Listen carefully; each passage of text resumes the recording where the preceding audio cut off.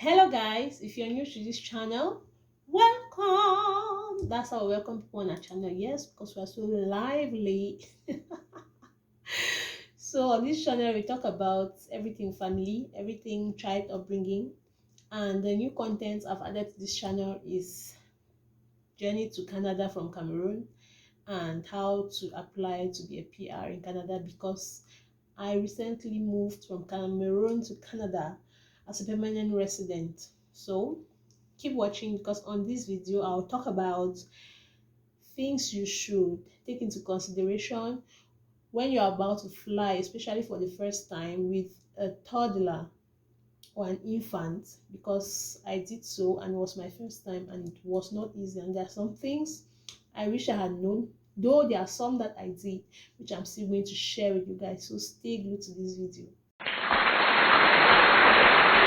So I'll talk about so many things, but I cannot exhaust everything. So whatever I can remember, I'll talk about it. I've tried to write down some things, so from time to time, I'll be looking down on this notepad. So the first thing I wanted to talk about that you should consider when traveling with a baby is water or liquids for the baby, not more than 500 milliliters per container.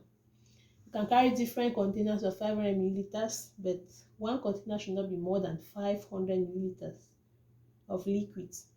And you should make sure you carry water or juice or something for the baby. It's not refused or it's not prohibited. It's allowed since it is for the baby. But as adults, I don't even advise you to carry liquids because automatically once you carry liquids in your hand luggage, every time you reach where they have to scan your hand luggage, you will delay there because they have to check all those liquids. They have to remove everything from your bag to check the liquids that are in your bag. But you cannot do without. You need to carry water or any other liquid for your baby unless you are prepared to go and start spending money at the airport because your baby will get thirsty at some point. If it is breast milk, I think you know how you preserved it and how you can carry it. So that's the first thing I would like to advise you to do. And the next thing is very important, guys. I wish I had followed this advice. Your hand luggage should be as small as possible and as light as possible because you are going to be carrying another person in your hand. So it is not easy carrying a big bag and then carrying a baby. I suffered because my hand luggage was a little bit heavy and I had a handbag with my laptop inside, which was not even necessary. I could have left that laptop. It was just a small laptop, but I brought it. I wish I never did that, but anyways, I got here with everything. But to be on the safe side or to travel with much ease, get a hand luggage which is small, not too big, but which can contain diapers, one set of change of clothes, just one, and then any few things that you need for the baby. For yourself, you don't really need a lot because in the plane you'll be given water, you'll be given food, though it is not what you may want to eat, but you're given something that you can bite. So get a hand luggage which is small and light, then put a few things inside. You don't need to carry all your baby's things inside. Don't think that you want to carry things that were not able to enter into the check-in luggage and put in the hand luggage. You're going to be able to suffer. So get something light and simple to move around with.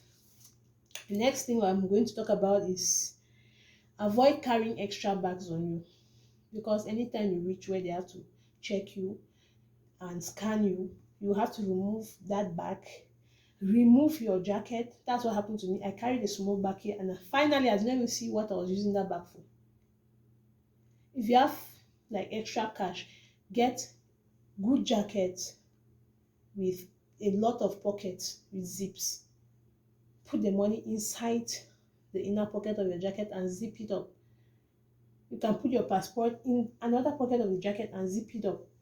Avoid carrying many bags. The only bag you should carry on you is your small hand luggage, then your baby. The next thing I'll talk about is snacks. Carry snacks and also toys, tablets with cartoons that your baby loves watching. because that will help distract your baby a lot from time to time. And we'll move on to another step which is important when boarding. You will not want a situation where you're boarding and you have to stand on a queue or a long line with a baby and your hand luggage. So I advise you board early when the plane is still empty. You don't yet have many people there. So you walk through the aisle with ease and check your seat and sit down before many people get in. And you should use a baby carrier or a wrapper. I'm not a user of baby strollers. I have never used one before, so I'll talk about what I know. I used the baby carrier, and you can also use a wrapper. I wish I had used a wrapper instead. It's easier to tie. Baby carrier, you start sending your hand up and down, though it is good when you have succeeded, but I wish I had used a wrapper instead. It also frees your arms from time to time because carrying a baby for so long can give you some pain.